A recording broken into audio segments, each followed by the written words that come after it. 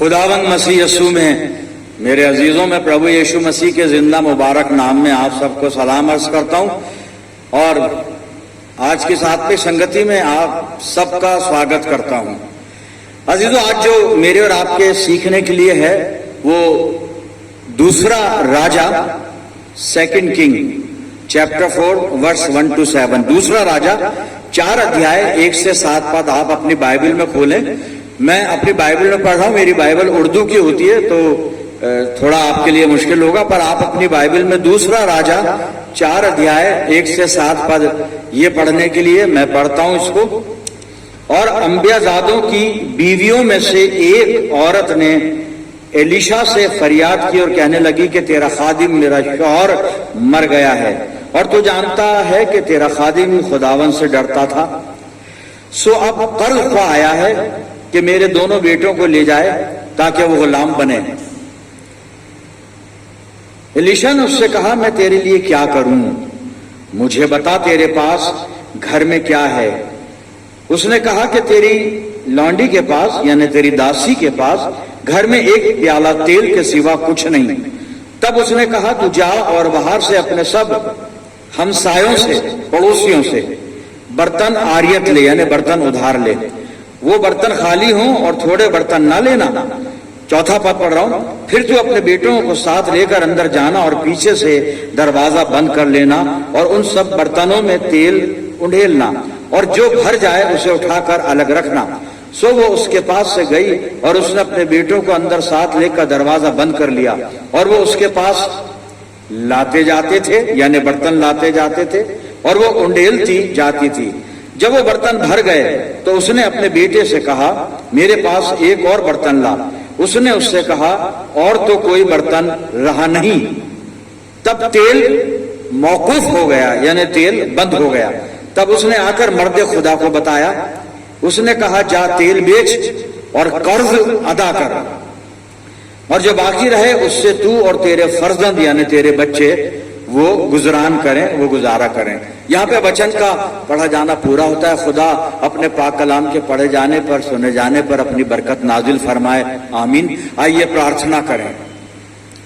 खुदावंद प्यारे बाप आसमानी, हम तेरे कदमों पर हैं और तेरे कलाम को सुनना सीखना समझना चाहते हैं। प्रभु जी, हम में से हर एक को पाक रूह का मसा अता फरमा कि हम इस कलाम को अपने दिलों में जगह देने वाले हो सके। होने दे पिता परमेश्वर, ये वचन रूपी बीज जब हमारे दिल की जमीन पर गिरता है तो हमारी जिंदगियों में जड़ पकड़े और बहुत सा फल लाए। खुदा बाप, जब हम तेरे मजबे पर से उठकर अपने घरों को रुखसत हो तो तुझसे बहुत सी बरकत लेकर जाने वाले हों। हमारे चारों तरफ अपने पाक फरिश्तों की सेना का बाड़ा बांधना कि शैतान किसी भी तरह से दखल न दे सके। अपनी जिंदगियों को तेरे अधीन करते हैं पिता परमेश्वर, और ये दुआ तेरे प्यारे इकलौते बेटे अपने नजात दहिंदा खुदावंद यीशु मसीह के जिंदा और मुबारक नाम के वसीले से मांगते हैं। सुन और कबूल कर ले, आमीन। अजीजों, एक बार फिर परमेश्वर का धन्यवाद करते हैं आज के इस अच्छे समय के लिए। मैं जो आपके सामने पढ़ रहा था दूसरा राजा सेकंड किंग, दूसरा राजा उर्दू में है दूसरा सलातीन और इसका चौथा बाब 4 अध्याय 1 से 7 पद। और यहाँ पर एलिशा नबी के समय का एक मिरेकल है और इस मिरेकल के पीछे एक घटना है छोटी सी जो मैंने 7 पद में पढ़ी थी। मैं उसको पहले आसान अल्फाज में आसान शब्दों में आपको बता देता हूं क्योंकि मैंने उर्दू में उसको पढ़ा था। और यहाँ पर वाकया ये है कि अंबियाजादे जो थे नबी जो थे और नबियों के जो चेले हुआ करते थे। अंबियाजादों का मतलब है नबियों के जो चेले हुआ करते थे या जो उनके हम कह लें कि जो उनके साथ रहते थे, उनकी सहायता करते थे। तो बड़े नबियों के चेलों में से एक चेले की पत्नी ये एलिशा के पास आई है और एलिशा के पास आकर विनती कर रही है कि मेरा पति मर गया, उसका देहांत हो गया। और वो ये बताती है कि उसने कुछ लोगों से कर्जा ले रखा था और वो तो मर गया, तो अब जो कर्ज जिनका है, जो कर्ज मांगने वाले हैं वो आए हैं और वो ये कह रहे हैं कि या तो हमारा कर्ज चुकता करो। यहाँ पे ये नहीं लिखा है यहाँ तो ये लिखा है कि वो दोनों बेटों को ले जाएंगे और अपना दास बना लेंगे। मेरे 2 बेटे हैं और मेरे दोनों बेटों को वो लेकर दास बना लेंगे, क्योंकि मेरे पास वो कर्ज चुकाने के लिए कुछ नहीं है, धन संपत्ति पैसा कुछ भी नहीं है। माजरा ये है वहां पे, वो इस मुश्किल में और एलीशा के पास आई है और एलीशा से कहती है कि अब तू मेरी सहायता कर। दूसरे पद में लिखा है, एलीशा ने उससे कहा मैं तेरे लिए क्या करूं और तेरे पास घर में क्या है। ये दूसरा पद है जिस पर हम फोकस करेंगे, लेकिन मैं घटना आपको बता दूं। जब उससे एलीशा पूछता तेरे घर में तेरे पास क्या, तो कहती है कि मेरे घर में एक प्याला तेल का है, बस ये है मेरे पास और कुछ नहीं है। तो एलीशा ने कहा अच्छा ठीक है, जा और तू अपने पड़ोसियों से खाली बर्तन मांग ले, उधार ले ले, बाद में दे देना, खाली बर्तन, और बहुत बर्तन लाना और उन्हें लेकर तो कमरे में जाना, घर का दरवाजा बंद करना और अपने दोनों बेटों को अपने साथ रखना, और जो एक प्याला तेल तेरे पास है वो तेल उन खाली बर्तनों में डाल देना। वो चली गई, उसने ऐसा ही किया जैसे एलीशा ने कहा था, और उसके जो बेटे थे वो पड़ोसियों से काफी बर्तन मांग के ले आए और वो दरवाजा बंद करके अपने कमरे में जो कुछ एलीशा ने कहा था वो करने लगे। और वो एक प्याला तेल वो उंडेल रहे थे खाली बर्तनों में, और जैसे जैसे बर्तन भरते जा रहे थे उनको अलग रखते जा रहे थे, और काफी खाली बर्तन भर गए, लेकिन तेल आ रहा है, अभी कुप्पी में तेल खत्म नहीं हो रहा है। ये है मिरेकल एलीशा का। लेकिन हमारे सीखने के लिए क्या है वो अभी आगे अपन गौर करेंगे। और जब बर्तन खत्म हो गए तो उस महिला ने अपने बेटे से कहा कि बेटा और बर्तन लाओ। उसने कहा अब नहीं है, जितने हम ला सकते थे हम ले आए, अब नहीं है। और जब उसने कहा कि अब नहीं है, तो वो तेल जो आ रहा था उस प्याले में से, उस जार में से, इंग्लिश में जार लिखा है और हिंदी में कुप्पी होगा, उस प्याले में से जो तेल आ रहा था वो फिर आना बंद हो गया और कई बर्तन भर गए तेल से।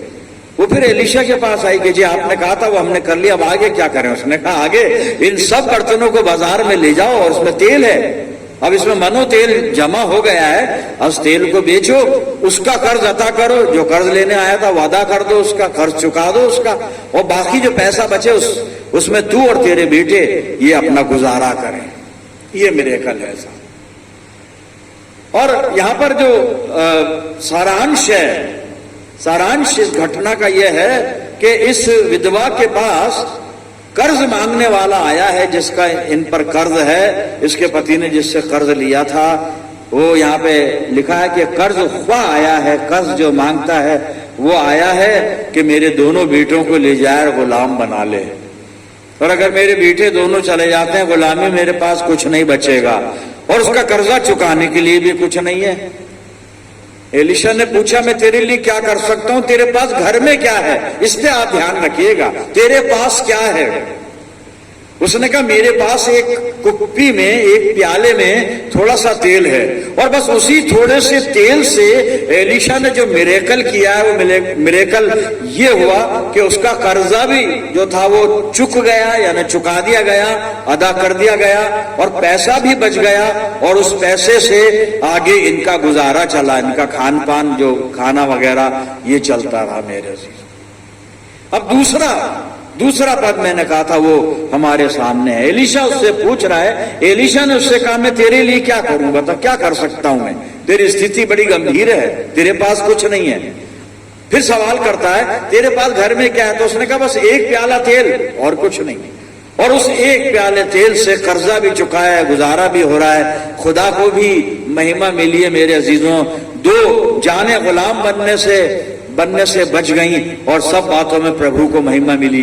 ये एलीशा का मौजज़ा है हमारे लिए मेरे अजीजों। क्या है, अब कर्जा मांगने वाला वो आया है, और कर्जा मांगने वाला कह रहा है कि तुम्हारे पास अगर चुकाने को कुछ नहीं है तो तुम्हारे बेटों को, तुम्हारे बच्चों को दास बना लिया जाएगा। ये विधवा से कहा जा रहा है, 2 बेटे हैं उसके, और उसने कर्ज अदा कर दिया साहब, एलीशा के मौजज़े के द्वारा उसने वो कर्ज चुका दिया, अदा कर दिया, और उसकी जान बच गई और सब कुछ उसको और भी उससे फायदा हुआ, उनके गुजारे के लिए काफी धन उनको मिल गया मेरे अजीजों। अब सवाल ये है, ये घटना मैंने आपको बता दी, अगर मैं और आप इस विधवा की जगह होते क्या करते हैं? अगर इस विधवा की जगह हम होते या अभी मान लें अब हैं, कोई हम पे कर्जा मांगता है, वो आ जाता है कि कर्जा दो नहीं तो तुम्हारे बच्चों को हम गुलाम बना के ले जाते हैं। हालांकि आजकल ये प्रथा नहीं है गुलाम बनाने की, पर मैं तो इस घटना को सामने रख के कुछ आत्मिक जीवन के लिए इसमें से कुछ मैं मोती बटोरना चाहता हूं आपके साथ मिलकर। हम क्या करेंगे, क्या क्या क्या करते, अगर हम होते तो क्या करते, या आज अगर हो तो हम क्या करेंगे मेरे लिए। तो आप शायद सोच रहे होंगे पादी साहब हम तो कर्जदार नहीं है किसी के, हम पे कोई कर्जा नहीं मांगता है, बल्कि हम तो और उल्टा देते हैं लोग, हम कर्जदार नहीं है किसी के। हाँ बिल्कुल मैं जानता हूं, प्रभु ने मैं आशीष दिया, हम में से कोई कर्जदार नहीं है, कोई हम पे पैसा नहीं मांगता, किसी ने हमको उधार नहीं दिया है, हमने किसी से उधार नहीं लिया है, हम किसी के ऋणी नहीं है साहब, हम कहीं से भी कर्जदार नहीं है, किसी का हम पे ड्यू नहीं है, मैं जानता हूं। लेकिन जब हम यहां पे आत्मिक वातावरण में बैठे हैं और स्पिरिचुअल हम फूड ले रहे हैं, रूहानी खुराक के लिए हम जमा हुए हैं, मैं आपको बताना चाहता हूं हम सब कर्जदार हैं, हम सब ऋणी हैं साहब। कोई ना कोई है जो हम पर कर्ज मांगता है और हमें उसका कर्ज चुकाना है, हमें उसका कर्ज चुकाना है। मैं यही तो कह रहा हूं कि अगर आप होते उस विधवा की जगह जो बेचारी कर्जदार थी और फंसी हुई थी, और वो कर्ज वाला जिसने दिया था वो आया था कर्ज देने वाला, और वो उसके बेटों को ले जाना चाहता था, हम क्या करेंगे अगर कोई कर्जा क्योंकि हम भी, मैं अभी बता चुका हूं, हम कर्जदार हैं, हम पर किसी का कर्जा है, बताऊंगा बाइबल बताएगी कि हम किसके कर्जदार हैं। हाँ ठीक है, दुनियावी तरीके से हम किसी के कर्जदार, खुदा ना करे हम किसी से कर्जा लें, हम किसी से उधार लें, ना करे परमेश्वर, जिया नहीं करेगा वो, उसने तो हमें बहुत बरकत है। फिर भी बाइबल कह रही है हम कर्जदार हैं, मैं कर्जदार हूं, आप कर्जदार हैं, और ये कर्ज हमें चुकाना है, वरना हम मुश्किल में पड़ जाएंगे, संकट में पड़ जाएंगे। हम कर्जदार अब कैसे हैं, क्या है, कर्ज कैसे चुका सकते हैं जी हम, वो मिरेकल आपके समझ में आ गया। अब हम इसको अपनी रूहानी जिंदगी से, आत्मिक जीवन से जोड़कर अब हम ये देखेंगे कि हम पे जो कर्ज चढ़ा हुआ है किसी का, उसको हम कैसे चुकाएं, और ये कर्ज किसका है वो अभी बताऊंगा, वचन बताएगा।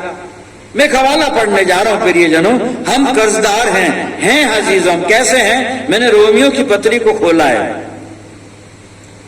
और इसका पहला अध्याय 14 और 15 पद में पढ़ रहा हूं, आप सुनिए। हम कर्जदार हैं साहब, किसके कर्जदार हैं, कैसे हैं, अब सुनिए पौलुस क्या कह रहा है। मैं यूनानियों और अन्य जातियों का और बुद्धिमानों और निर्बुद्धियों का कर्जदार हूं, अतः मैं तुम्हें भी जो रोम में रहते हो सुसमाचार सुनाने को भरसक तैयार हूं। नहीं समझे आप, मैं समझाता हूं।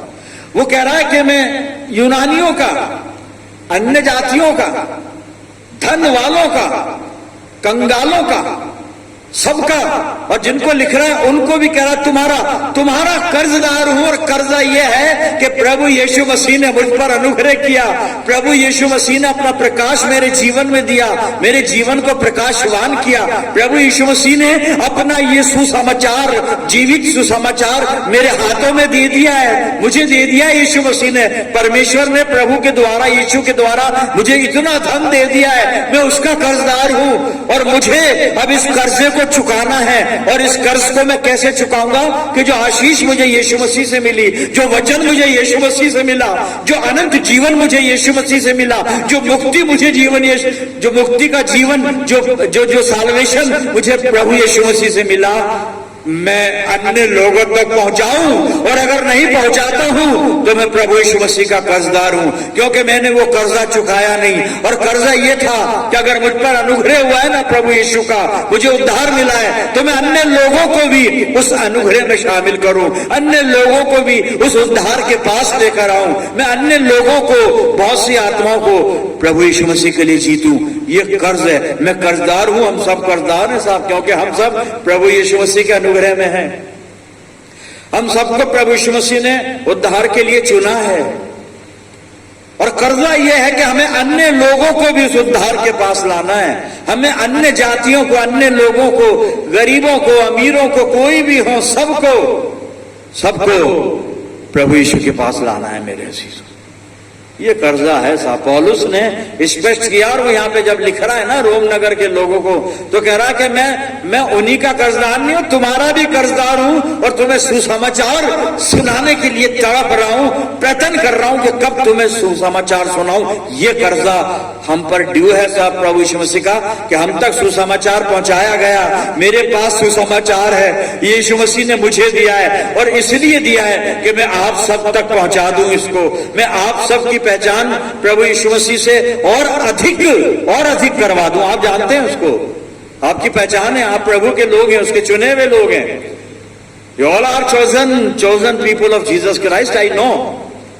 लेकिन फिर भी ये कर्जा मुझ पर है प्रभु यीशु मसीह का, कि मैं इस वचन के द्वारा अन्य लोगों को और ज्यादा आत्मिक जीवन में और स्ट्रेंथन कर सकूं, उनको और मजबूत कर सकूं। ये हम सब पर कर्जा है कि हम प्रभु की आशीष, प्रभु का अनुग्रह, वो अनंत जीवन जो यीशु मसीह के द्वारा खुदा ने मुझे दिया है, अन्य लोगों के पास भी लेकर जाएं, उन्हें भी शामिल कर लें इस उद्धार में। प्रियजनों, ये कर्जा हमको चुकाना है, ठीक है, कर्जदार है। अब एलीशा पूछ रहा है दूसरे पद में उस विधवा से, तेरे पास घर में क्या है? ये सवाल हमसे किया जा रहा है। अब मेरे पास क्या है घर में? मेरे पास क्या है जो मैं कर्जा चुकाऊं? मेरे पास क्या है? मेरे पास पवित्र आत्मा है। एक कुप्पी तेल का जिक्र आया, वो तेल पवित्र आत्मा है मेरे पास, खुदा का रूह है मेरे पास, और इस रूह के द्वारा मैं बहुतों की जिंदगी को यीशु मसीह के पास ला सकता हूं। पवित्र आत्मा मुझे बताएगा, पवित्र आत्मा मुझको सामर्थ देगा। मेरे पास क्या है? पूछा जा रहा है। बहुत कुछ है मेरे पास, लिस्ट है, मैं बता रहा हूं। परमेश्वर का पवित्र आत्मा आपके पास भी है, आप मुबारक लोग हैं, आपके पास भी है। खुदा की मोहब्बत मेरे पास है, परमेश्वर का प्रेम है मेरे पास। ये प्रेम मैं आगे दे सकता हूं लोगों को, उन्हें बता सकता हूं परमेश्वर ने जगत से प्रेम किया और आप भी जगत में हैं, आपसे भी प्रेम किया। खुदा की मोहब्बत ये मेरे पास है, मेरे उसका वचन, परमेश्वर का वचन मेरे पास है। ये है मेरे, क्या है सवाल? दूसरा राजा 4 अध्याय 2 पद में सवाल किया जा रहा है ना उस विधवा से, वो नबी की पत्नी से, विधवा पत्नी से। एलीशा पूछ रहा तेरे पास क्या है? वो कहती है तेल है, एक कुप्पी तेल। हमारे पास तो बहुत कुछ है, यहाँ पे इतनी चीजें मैंने आपको बता दी। तो बता रहा था मैं, तीसरी चीज परमेश्वर का वचन है, परमेश्वर का वचन है। और मेरे पास मेरा दिल है जिसमें ये पवित्र आत्मा रहता है, जिसमें परमेश्वर की मोहब्बत वास करती है, जिसमें खुदा का कलाम रहता है। मेरे पास आंखें हैं जिसमें परमेश्वर की महिमा है, खुदा का नूर है इन आंखों में, इस जबान में, इन कानों में, पूरी नस नस में, रग रग में परमेश्वर का नूर है मेरे अजीजों। और ये खुदा का नूर मैं अन्य लोगों तक लेकर जाऊं, ये कर्जा है, मुझे चुकाना है। हम सबको चुकाना है, हम भी तो कर्जदार है। हम ऐसे कर्जदार हैं, आत्मिक, स्पिरिचुअल आत्मिक कर्जदार है, और ये हमें चुकाना। और कैसे चुकाना है? हमारे पास चुकाने को क्या है? इतनी चीजें मैंने बता दी है, हमारे पास साधन है सारे हैं, दिल है, आंख है, कान है, और इन सब में खुदा का नूर है। इसके अलावा दिल के अंदर पवित्र आत्मा है, खुदा की मोहब्बत है, खुदा का कलाम है। दूसरे लोगों के पास जाऊं, उन्हें भी परमेश्वर के उद्धार के बारे में बताऊं। क्या हम कर रहे हैं मेरे अजीजों? हम ये कर्जा यीशु मसीह का चुका रहे हैं, चुकाना है हमको चुकाना है। अगर मैं बचाऊं तो मुझे दूसरों को बचाना, बस ये है, ऐसे कर्जा अदा होगा। अगर प्रभु के द्वारा मैं बच गया, उसके मोहब्बत में, उसके अनुग्रह, उसके बलिदान के द्वारा मैं बच गया, मुझे अनंत जीवन मिल गया, तो दूसरों को सहभागी करना है। ये इटर्नल लाइफ दूसरों के साथ शेयर करनी है, साल्वेशन दूसरों के साथ शेयर करना है, ये गॉस्पेल दूसरों के साथ शेयर करना, पर समझदारी से। एक्साइटेड मत हो जाना आप, है ना, समझदारी से, बहुत समझदारी से, बहुत समझदारी से। फिलेमोन को पत्री लिखी पौलुस ने, और पत्री में जो मैं बताना चाह रहा हूं, फिलेमोन के पास उनेसिमुस को भेज रहा है पौलुस, और उनेसिमुस पौलुस को जेल में मिला, कैदी था। अब पौलुस का सुसमाचार सुनकर उनेसिमुस का नया जन्म हो गया, पवित्र आत्मा इसको मिल गया, प्रभु का हो गया, यीशु मसीह का हो गया। और ये फिलोमोन के घर से भाग के आया था, उसका नौकर था, उसका दास था, ये भागकर आया था। और अगर ये भागकर आया था तो इसने कुछ नुकसान किया होगा फिलेमोन का। क्या नुकसान किया ये तो नहीं पता, पर हाँ नुकसान तो किया। और ये भाग के आ गया, लेकिन अब जेल में है और पौलुस से बात हो गई और ये सब इसका नया जन्म हो गया, ये सुधर गया, इसने सब आदतें जो गलत थी वो छोड़ दी। अब उनेसिमुस ने बताया कि मैं तो फिलेमोन से कि वहां से भाग के आया हूं, तो फिलेमोन जो है वो पौलुस का शिष्य है। फिलेमोन ने प्रभु यीशु मसीह को ग्रहण कर लिया पौलुस के द्वारा, तो पौलुस फिलेमोन को भी जानता है। उनेसिमुस से तो मुलाकात हो गई जेल में। अब ये उनेसिमुस भाग कर आया था ना फिलेमोन के पास से, पौलुस कह रहा है तुझे फिलेमोन के पास जाना है। वो उनेसिमुस डर गया कि मैं तो भाग के आया हूं अपनी जान बचा के, मैंने उसका नुकसान भी किया है, शायद पैसे लेके भागा होगा, कोई संपत्ति लेके, जो भी है, वॉट एवर जो भी है। लेकिन पौलुस कह रहा नहीं, अब तू जा देख, अब बात कुछ और है, अब तो कर्जा चुकाया जाएगा। अब यहां तक कर्जा अदा हो रहा है, और कर्जा कैसा अदा हो रहा है अभी वचन बताएगा, समझ ले गया। पर उसको तो चिट्ठी लेके भेजा है उनेसिमुस को, और लिखा क्या है उसका, 3 जगह से मैं पढ़ूंगा फिलेमोन के लिए, सुनिएगा। फिलेमोन मैंने खोल लिया, उसका 1 ही अध्याय है, पहला अध्याय, और 10 पर सुनिए। मैं अपने बच्चे उनेसिमुस के लिए जो मुझसे मेरी कैद में जन्मा है तुझसे विनती करता हूं। उनेसिमुस की रिक्वेस्ट कर रहा है फिलेमोन से। क्या विनती करता है? 10 पद था, अब 15वां पद।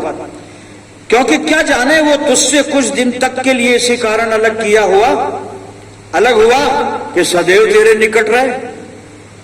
कौन जाने, अब वो तेरे पास रहेगा और हमेशा तेरे पास रहेगा क्यों? अब देखिए आगे मैं पढ़ रहा हूं जी, अब 19 पद सुनिए। मैं पौलुस अपने हाथ से लिखता हूं, तू इसको रख ले। उनेसिमुस को फिलेमोन को लिखा जा रहा है। लेकिन अब सवाल ये, फिलेमोन कहेगा ये मेरा जो नुकसान करके भागा है वो कौन भरेगा? तो पौलुस कहता है मैं भरूंगा। और कैसे भरूंगा? सुनिए 19 पद में, मैं पौलुस अपने हाथ से लिखता हूं कि मैं आप भर दूंगा। 18 पद पढ़ दूं, बात समझ में आ जाएगी। मैं पौलुस 18 पद, यदि उसने तेरी कुछ हानि की है या उस पर तेरा कुछ आता है तो मेरे नाम पर लिख दे, उसका कर्जा मेरे नाम पर लिख दे, क्योंकि वो कर्जा मुझे चुकाना है। और ये कैसे चुका रहा है वो सुन लीजिए, आप समझ जाएंगे। आप 18 पद है ना, वो कह रहा है मेरे नाम पे लिख। अब 19 पद सुनिएगा। मैं पौलुस अपने हाथ से लिखता हूं कि मैं आप भर दूंगा। क्या भर देगा? जो कर्जा है। फिलेमोन जो उनेसिमुस पे मांगता है ना, पौलुस कह रहा मैं दूंगा। उसने तेरा नुकसान किया, मैं भरूंगा, मैं आप भर दूंगा। और सुनिए आगे क्या कह रहा है कौमा के बाद, और इसके कहने की कुछ आवश्यकता नहीं कि मेरा कर्ज जो तुझ पर है, मैं जो तुझ पे कर्जा मांगता हूं, मेरा कर्ज फिलेमोन जो तुझ पर है वो तू खुद आप है। आप कैसे है? तू गुनाहों में था, तू मौत में था, तू पाप में जी रहा था, तू मृत्यु में जाने वाला था, तू मरने वाला था। लेकिन मैंने तुझे प्रभु यीशु मसीह का सुसमाचार सुनाकर तेरे से प्रायश्चित करवाया और तूने प्रभु यीशु को ग्रहण किया, तेरे पाप क्षमा हुए, तू मौत से बच गया, तेरा उद्धार हो गया। मैं ये कर्जा मांगता हूं तुझ पे, इसलिए मेरा कर्जा तू है ना वो मैं नहीं लूंगा, बस तू इसका कर्जा माफ कर दे।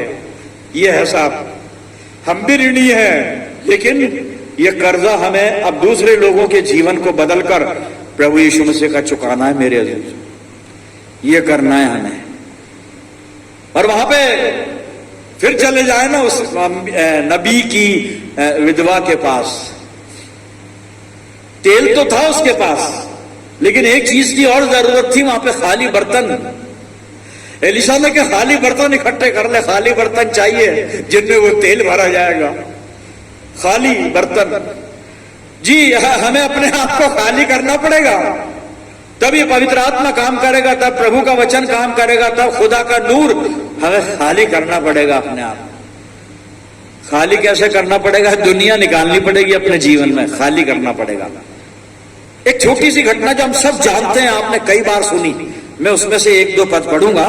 मरकुस 10 को आप खोल लें और 21-22 पद पढ़ूंगा, लेकिन इसके 17 पद से एक घटना यहां पर यह है। एक धनी व्यक्ति यीशु मसीह के पास आया, मैं क्या करूं अनंत जीवन पाऊं। अपन जानते हैं इसको सब ना। उसने कहा व्यवस्था को जानता है, उसने कहा बचपन से जानता हूं। यीशु मसीह ने उससे कहा अब तुझ में एक बात की कमी है। मैं आ रहा हूं साहब वहां पे, मरकुस 10 मैंने खोल लिया है और 21 और 22 पद मैं पढ़ूंगा। सुनिए क्या लिखा है यहाँ पे। यीशु ने उस पर दृष्टि करके उससे प्रेम किया और उससे कहा तुझ में एक बात की घटी है, जा जो कुछ तेरा है उसे बेचकर कंगालों को दे दे, सब कुछ अपना कंगालों को दे दे और तुझे स्वर्ग में धन मिलेगा। और आकर मेरे पीछे हो ले। धनी युवक अपना सब कुछ दे दे, अपने आप को खाली कर दे, और जब खाली करेगा तो देख फिर पवित्र आत्मा कैसे भरेगा अंदर। और जब पवित्र आत्मा भरेगा तो तू यीशु मसीह के कर्ज को चुका देगा, बहुतों को जीत लेगा प्रभु के लिए। मेरे अजीजों, कई उनेसिमुस हम बचा लेंगे, कई फिलेमोन हम बचा लेंगे, बस अपने आप को खाली करना है हमें। दुनिया भरी हुई है ना, इसको निकाल दे। दुनिया की बातें, दुनिया का लस्ट, दुनिया के अट्रैक्शन भरे हैं, तरह तरह के अट्रैक्शन में। कई बार तो हमको ऐसा लगता है कि अट्रैक्शन नहीं है पास्टर, ये तो एक अच्छा काम कर रहे हैं, ये काम अच्छा कर रहे हैं हम,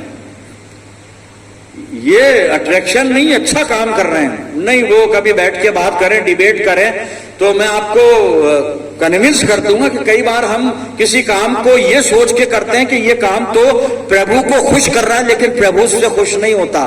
वह क्योंकि हमारे समझ में नहीं आ रहा है हम कर क्या रहे हैं, और हम जो कर रहे हैं उसके पीछे मोटो क्या है, जो हम कर रहे हैं उसके पीछे उद्देश्य क्या है, क्या उद्देश्य है, क्या उद्देश्य है। आखिरी हवाला मैं पढ़ रहा हूं, रोमियो की पत्री मैंने निकाली है, 12 अध्याय। कमिटमेंट का पद है यहां पर, एक है कमिट करें अपने आप को, और ये परमेश्वर की सेवा का जीवन जो है वो कैसे बनता है, कहां से शुरुआत होती है, वो रोमियो 12:1 पढ़ रहा हूं, सुनिएगा।